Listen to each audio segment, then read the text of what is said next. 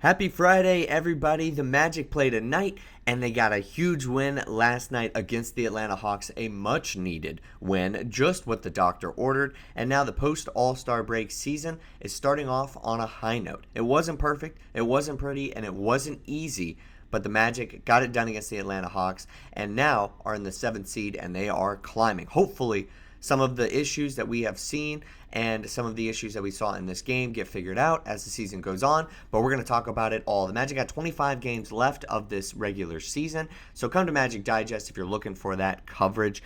I'm your host, Patrick Previty. This is Magic Digest, trying to build an Orlando Magic basketball community here on YouTube, and the easiest and best way you can do to join that community and support is by leaving the 75% of you guys who are not subscribed and watching these videos and join the 25%. We're trying to get to 1,000 subs here very soon. The goal was by the end of February, but it's a short month, so we're going to kind of move that to sometime, hopefully in March, when we can hit that 1K mark. I believe we're at 853 right now at the time of recording this video. So like I said, quick rundown. This game wasn't pretty. This team was down 19 early, but they were able to kind of control this game by the third quarter. It was a bit of a back and forth, but the Atlanta Hawks weren't able to shoot this Magic team out of the game, and there were some really great moments, whether it was Cole Anthony or Paolo Banchero and Franz Wagner down the stretch, and they were all able to hit some huge buckets, and by a minute and a half, the Atlanta Hawks fans started filing out of the building, and that's always a great sign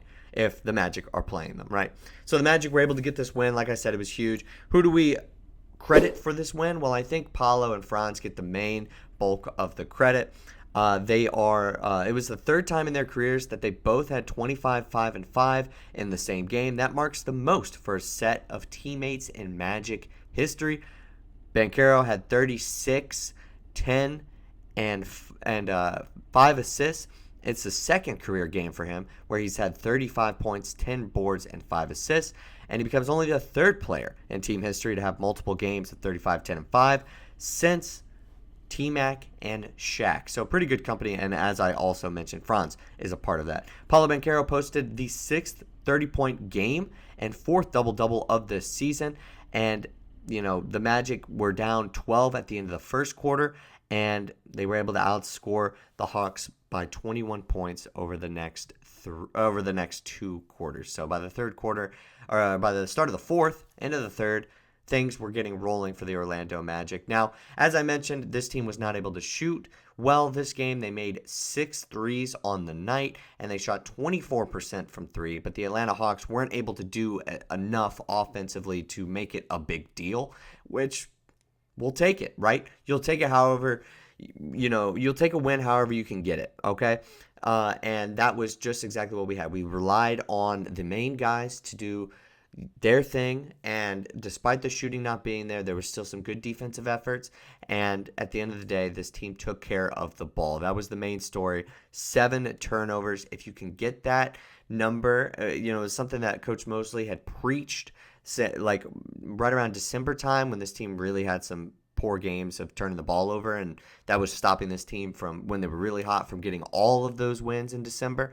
Well, if you can keep that number down and you could keep it from like 16, 17 to 7, yeah, you're going to win a lot of basketball games doing that. And that's exactly what the Magic were able to do. So when one part of the game isn't going, another part shows up. And that is just what you got to love about this team. Now let's take a look at what the Hawks did. Obviously, the Hawks were missing some guys.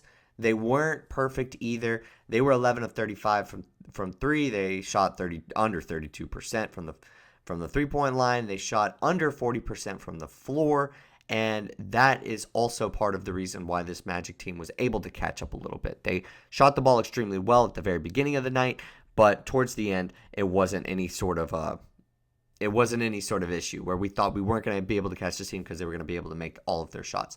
That wasn't the case. Trae Young had a good game, 38 points.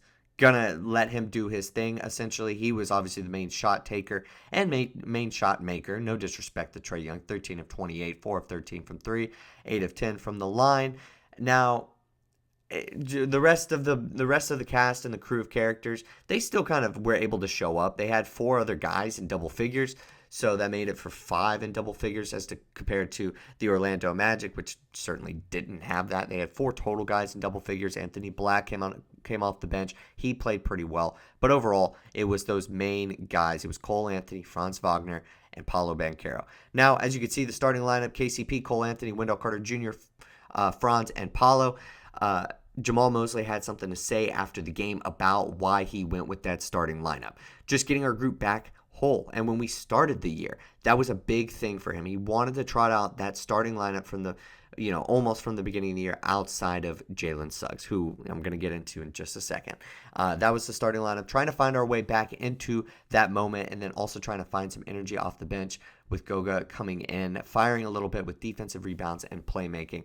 I think he understands what we need, and we still need that bench scoring, that bench support to the starting lineup, to the main crew, because if one of those guys didn't have it, we needed to count on somebody like a De Silva or Anthony Black or Bataze, who could potentially finally find his groove, right, as the starter, because it always seems like he's in and out of the starting lineup, whether it's him or Wendell Carter Jr., and sometimes we'll see either of those players kind of take a back seat in the game. And that shouldn't really always be the case, especially with Mo Wagner out for the rest of the season.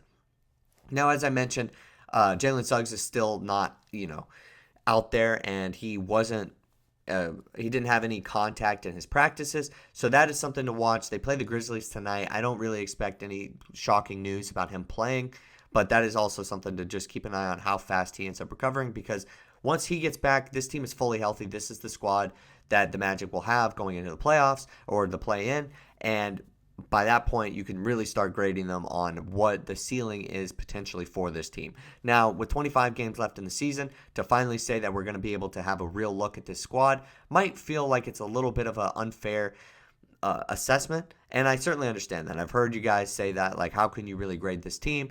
But I'm still of the belief that if you're 1 year early, then you're in a great spot, and you kind of always want to be in that spot. It's the best and most hopeful spot, and next year it'll feel like that the pressure is on. And we had Eastern Conference hopes at the beginning of this year, maybe, right? Or definitely at least second round. Now we're in the play-in, and you want to get to that point. And I thought it was great that Jamahl Mosley said that.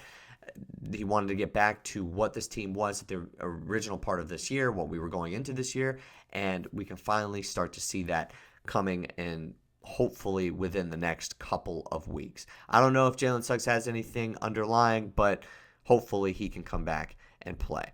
Now, this team didn't shoot well. That was obviously something that we have talked about at nauseum with just everything as regarding this team. But after the first quarter, they shot 33%.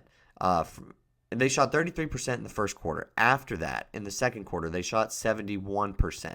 So when this team can turn it on, they are pretty much unbeatable in my opinion, especially with their defensive efforts. So you got to like that. There were some really promising things, and I don't really foresee any disaster on the horizon with this squad. We'll take another look at the box score really quick before we get out of here.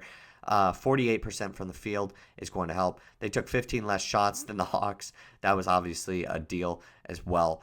But we're able to pass the ball around pretty efficiently. Still missing that table setter, that facilitator. Jalen Suggs does make this team, go round in a sense. But, we'll try to see if the squad can come up with some more wins in the coming days. Obviously, the Grizzlies are going to be a tougher task than the Atlanta Hawks, but we'll have to wait and see tonight. I'm going to be coming out with the post game for the Grizzlies game tonight. Hopefully they can get 2 wins, but huge win for the Orlando Magic. Huge win. I feel like I'm talking myself in circles, so that means it's time to get out of here, guys. Thank you so much for watching this video. Let me know what you think about the win in the comment section down below. And as always, I will see you guys next time with more Orlando Magic basketball content.